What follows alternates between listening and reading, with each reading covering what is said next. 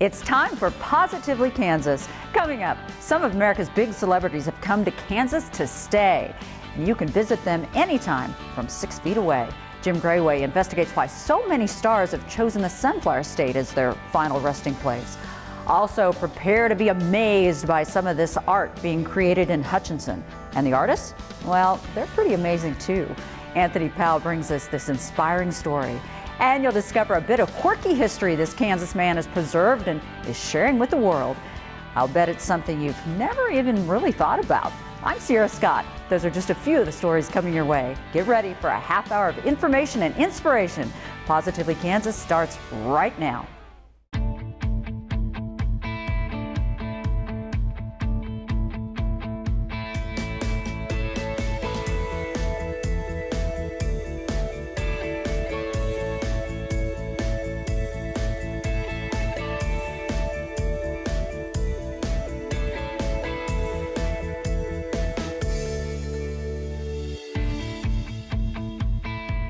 From glamorous places like Hollywood and New York City to the humble plains of Kansas, some of America's big stars have a way of ending up in some of the most unlikely places. And they've gone there to stay forever. Jim Grayway explains why some well-known celebrities are pushing up daisies in the Sunflower State. The Great Plains and cities of Kansas can be nice, affordable places to live. But they have also proven to be desirable places for some big names to be buried. People usually want to go back to their family grave sites.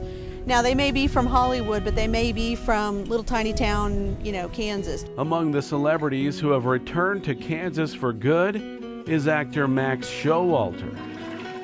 Well. Showalter appeared in hundreds of productions, including the teen movie 16 Candles and the hit TV show The Love Boat. He retired from acting and left Hollywood in 1984 and moved to Connecticut. That's where he died in 2000. But Showalter is buried in his hometown of Caldwell, Kansas. Historian Barb Myers has spent the past 5 years researching and restoring old graves at Wichita's Highland Cemetery. A lot of times you have people that are buried in small cemeteries that had big careers that we don't even realize. Highland is known to be the final resting place for many of Wichita's founders. But Myers has made some other big discoveries that include the great-grandmother of the first ever female U.S. Supreme Court Justice. So this is the grave of Eliza Flanders Day. She's the great-grandmother of Sandra Day O'Connor. She died in 1872. The family had only been here a couple of years, and after she died, her husband went back to the family home in Vermont. So she's the only member of the family that's actually buried here. Myers says she tried to contact Justice O'Connor about repairing the broken stone, but isn't sure her message ever got through. And we're not real sure if Sandra Day O'Connor even knows that she has family here. Another famous grave at Highland belongs to this man. Biggest mistakes in history made by people who didn't think. Sidney Toler starred as Charlie Chan in a series of 22 blockbuster films in the 1930s and 40s. His father owned the Toler Theater. After cutting his theatrical chops in Kansas, Toler went on to become a big Hollywood star. He died in Beverly Hills in 1947, but was buried in what became an ignored and neglected old graveyard in his hometown. Go 80 miles southwest of Wichita, and if you look real hard, you'll find a sometimes controversial, bigger-than-life celebrity at rest in an unassuming, out-of-the-way place.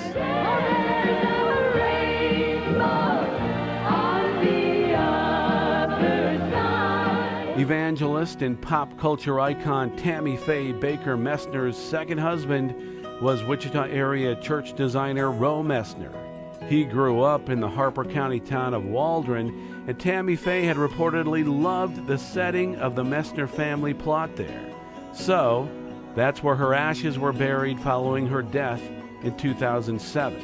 While it is not on a main route to anywhere, Tammy Faye's fans have been known to make pilgrimages. Sometimes they even leave mascara or lipstick at her grave to show their love for this bubbly character they knew from television. Next, we go to Hutchinson, where this famous actress is buried who had no connection whatsoever to the local community. Oriole Lee was a Broadway and Hollywood star. She made this movie with Cary Grant just before her death in 1941. Lee was passing through Hutch on a cross-country trip when she died in a car crash. It had been her wish to be buried wherever she died. These celebrities who once lived exotic lives in lavish mansions are now right there with everybody else as the clock ticks and memories fade. Walk through any cemetery and you are literally surrounded by history. Every one of these people had a story. Unfortunately, as time passes, most of those stories become forgotten and these graves just become stones with names on them that nobody alive ever heard of. But to me, it is history, and it allows you to find a link to your past and prior past, and everybody else can, and I see the value of that. Mike Maxton has made it his mission to document as many graves as he can for findagrave.com. And I think it's worthwhile to have a photo of everybody's headstone so that it's available out there for the future. There's enough work at just Wichita's Calvary Cemetery to keep him busy. The reality is there's probably 8,000 photos to take out here. I've probably taken 3,000 or 4,000 in the last 2 years. And it is literally a never-ending job. Whether famous or not, the cycle of life and death will continue on. Graves become all that remains of those we knew and loved, as well as those we admired from afar. For Positively Kansas, I'm Jim Grayway. I'm here with Bill Paulson, and I'm so excited to have you here because I remember back in college watching all my friends, it was called Frisbee golf back then, play, and it was so neat, but I didn't really know the history behind it, and it's really kind of got a deep history. Talk about how you've seen it evolve over the years. When I first started playing, we threw at trees and lampposts and whatever for our target. And in 1975, a company in California created what's known as now the disc golf basket or pole hole. And so that took away all of the need to be environmentally unfriendly. At throwing at trees and mailboxes and best, yeah. Sculptures. I love it. So there were other people who wanted these courses in their communities, and many of them couldn't afford the price that they wanted to pay, so they designed their own and put in these homemade disc golf baskets. And so what I've tried to do is collect these because today disc golf is so popular, people are starting to replace those with professionally approved devices. Which is great, but I love going through your book to see what solutions people came up with. Some good, some kind of not so good, but I see where they kind of did the job. One of the professionals that wrote an article back in the early 90s called one of the courses, how did he put it? Creativity at its scariest. That would have been my course, trust me, because I am not good at designing things. It's really fascinating, though, to see how things have progressed through the years. I mean, this is a serious sport. For people that aren't familiar with it, there are competitions. Somebody just signed $1 million contract. Wow. And there's players that just, all they do is tour the country and over in Europe, and that's how they make their living. Now, if somebody wants to see, because like you said, the sad thing is some of these homemade contraptions are starting to disappear off these disc golf courses. If they want to see them in person, is there a way to do that now? Yes. Let me back up just a step. Go, please. Last Saturday, we hosted a tournament, which was a fundraising tournament for the Kansas Disc Sports Scholarship Foundation. At that tournament, we set up the baskets that we had been collected so that the players could come and actually experience playing on these baskets.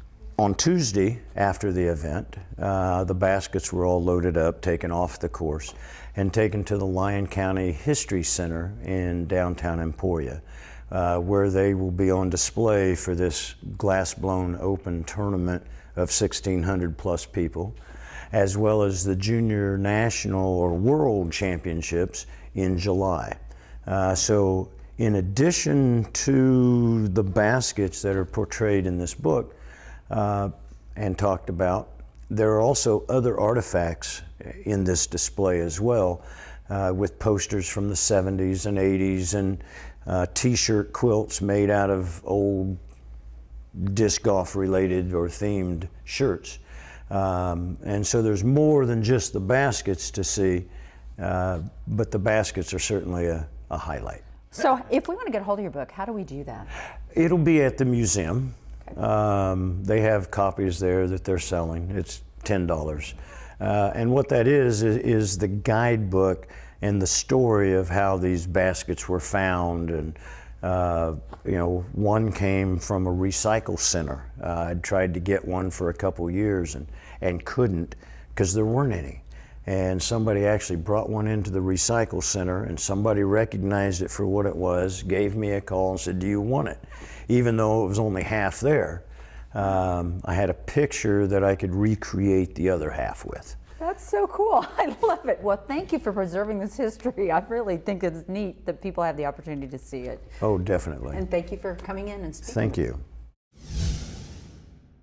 For more than 45 years, the Training and Evaluation Center of Hutchinson, also known as the TECH program, has been helping those with developmental and physical disabilities live more fulfilled lives. In recent years, the program has produced some artists whose work is growing rapidly in popularity, both in Kansas and elsewhere. Anthony Powell shows you some of their incredible work. The work is stunning. Vibrant colors that can brighten any mood. These paintings at the Tech Art Gallery look like the creations of artists trained at elite schools. As joyful as these creations are, they become even more so when you learn about the people behind them. That was someone color. Okay, that's the right color now. People like Kelly, Stephanie, and Brock, all with varying disabilities, and just some of the artists involved in the Training Evaluation Center of Hutchinson, or TECH art program. This is the studio where the magic happens. Program director Dorinda Simmons sees it every day, but is always taken back. It is amazing what they are doing. It's just, I'm in awe. The TECH organization has been providing art and other activities, along with a host of services, to people with disabilities since 1973. It was formed by a group of families who each had a member with special needs. Since day one, its motto has been, "Everyone deserves a full life." Back in the art gallery, we learned that it's just been in the last 5 years or so that TECH began putting more emphasis on the art program. When we first started doing art, you'll see a lot of it was at beginner level. And as they have practiced and we've learned also how to better communicate with each of our individual artists and helping them to improve their skills, it's just been through practice and practice. Helping with that communication is trained artist and full-time TECH staff member Julian Stropes, who works hands-on with the artist and is inspired by their passion. I think it's work, a lot of work. I mean, they come in, you know, some of them every day, and they're coming in here and work. I don't believe in talent all that much. You know, they come in and they're working hard to, you know, do better at something. So it's dedication above all else. I think so. When we met Kelly Bringle, she was working on an Easter basket inspired by childhood Easter memories. She also told us that she loved doing art as a kid and is grateful to be able to show off her skills as an adult. Feels good in my skin. Feels good in your skin. Yeah, it makes my sunshine shine. Makes your sun shine. And you make a lot of other people's sun shine. And I love it too, a lot. She also loves the attention her work is getting. Kelly's lighthouse painting was sold 30 minutes after being posted on Tech's Facebook page. When we asked her how that felt, Kelly displayed her comedic side. Good. Make me eat something. I'm sorry. Makes you eat something? Yes. Hey, well, that's a way to celebrate. Something healthy. Something healthy. Yeah. Brock Schul, meanwhile, was working on a picture of the Golden Gate Bridge after seeing San Francisco in movies. He also told us about a picture he did for his aunt. Yeah, I did one on the beach and with the deck chairs, and she said she wanted that for her birthday, and that's what I did. His aunt's stunned reaction to the beach scene is typical for the artist's family members. They are in total awe. They're like, I did not know that my son, daughter, sister, brother, whomever, was able to do this. And this is Stephanie Drews, legally blind, working on a beautiful dining room table scene. I probably like to create my own paintings. As you might imagine, there is a deep love for the tech artistry throughout the city of Hutch. That's why these business owners decided to have a tech artist painting blown into this giant mural that you see behind me, so as many residents as possible can enjoy the beauty. But it's not just Hutch residents who support the program. Folks from other parts of Kansas and even other states are buying the paintings. Tech is certainly appreciative, saying that state and federal funds are not enough to keep the program going. So if you're an art lover, think about adding one of these beauties to your collection. The tech artists would be most grateful. Thank you. For Positively Kansas, I'm Anthony Powell. In addition to being able to purchase the fabulous work at the Tech Art Gallery, it's also available on the organization's website.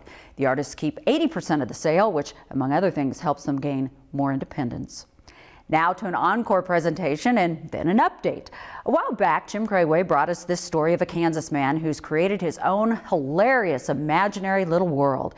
He shares it every week with the folks in his hometown. I am in Halstead, Kansas, population 2,000 plus. This may seem like any town USA, and in a sense it is, and that's part of its charm. But there is nothing generic about this little Harvey County burg. There comes a time in a man's life when he's got to quit rolling around like a pinball. Halstead got worldwide exposure in the 1950s as the shooting location of the Hollywood blockbuster movie Picnic, starring William Holden.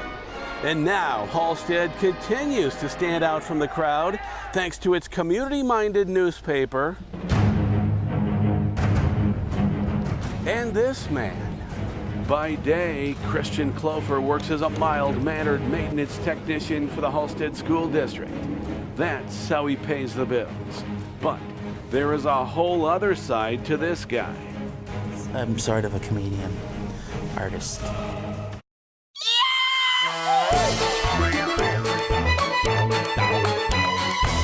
Christian is Halstead's very own cartoonist.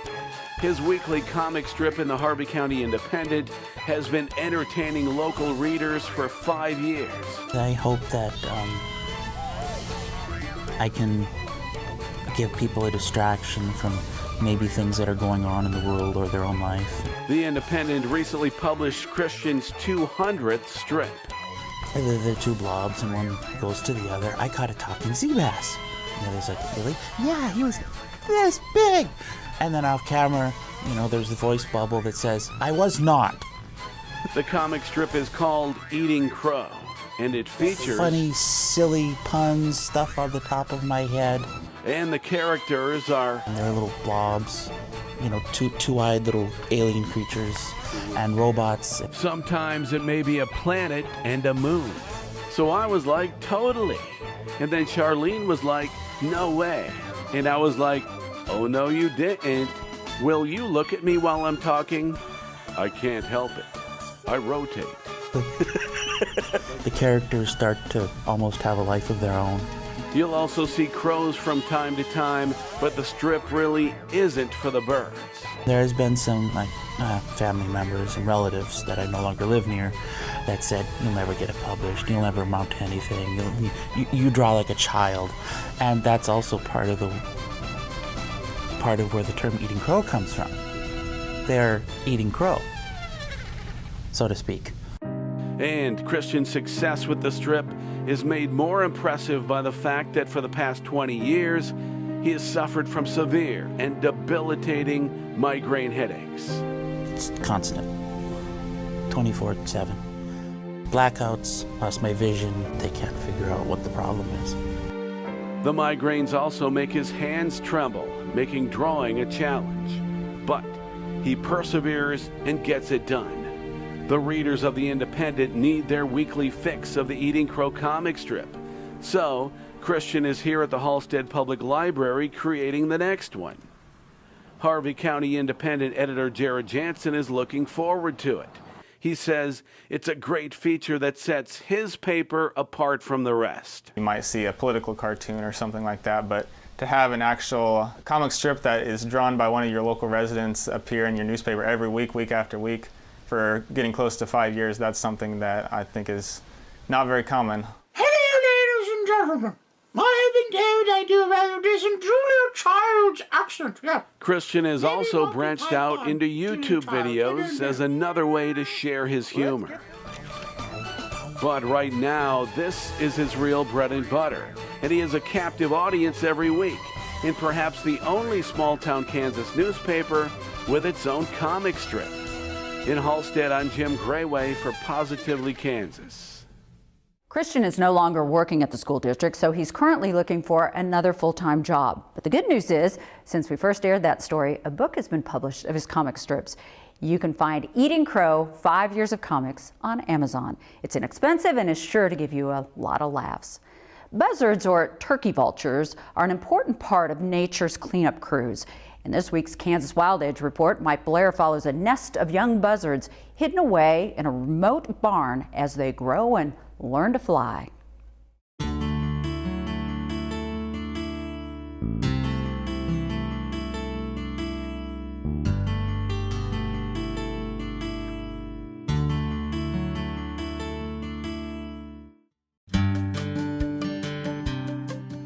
She breaks the tree line at 9 a.m., winging overhead to check the barn on her way to breakfast. She's eating for 3. 2 chicks wait below in the empty shed, hatched there on a bare floor several weeks ago. Oddly, she and her mate roost several miles from the nest, leaving their young to spend each night alone. But growing quickly, they depend on her to bring their meals each day. She briefly stops to perch and survey her temporary home, but for now she doesn't visit. Soon she sails on, looking for the scent of decaying meat.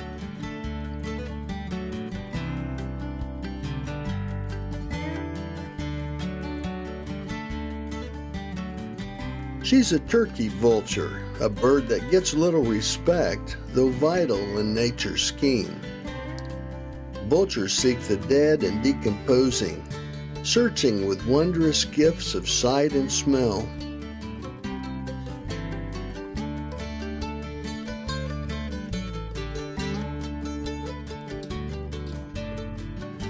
Riding on spread wings, they soar with scarcely a beat, masters of aerial travel.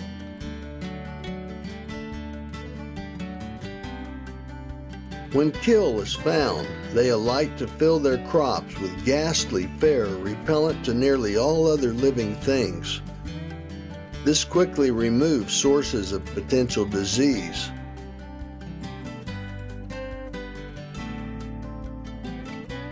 And for the mother vulture and her mate, this means food for them and their young.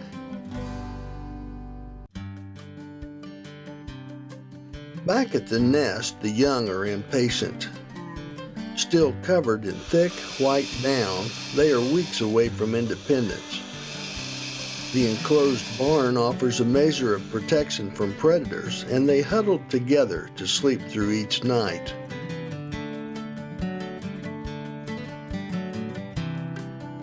Smaller visitors may steal in to look for scraps left at feedings.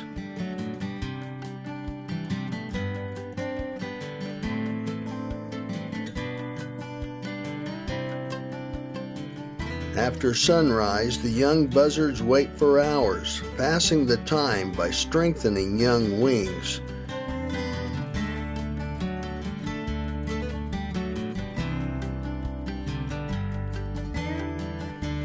Dreaming of soaring.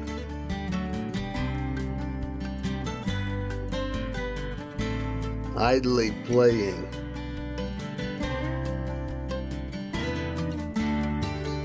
Or squabbling.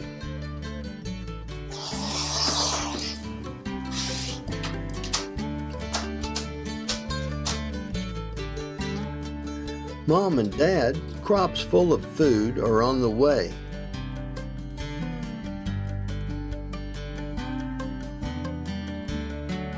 The sounds of rooftop footsteps alert the young birds. The adults take turns, sometimes feeding the young up to 4 times a day, but other times, depending on their luck hunting, skipping a day entirely. A feeding visit is always noisy and boisterous. Vultures feed their young by direct regurgitation, transferring food from their own crops directly down the gullets of their young. Meat, tainted and foul, yet non-threatening to the powerful immune systems of these birds, is transferred directly from stomach to stomach in gagging rituals. Sometimes the youngsters cough up a hasty meal before eating it again. Mom may take a momentary break before going back for one last round.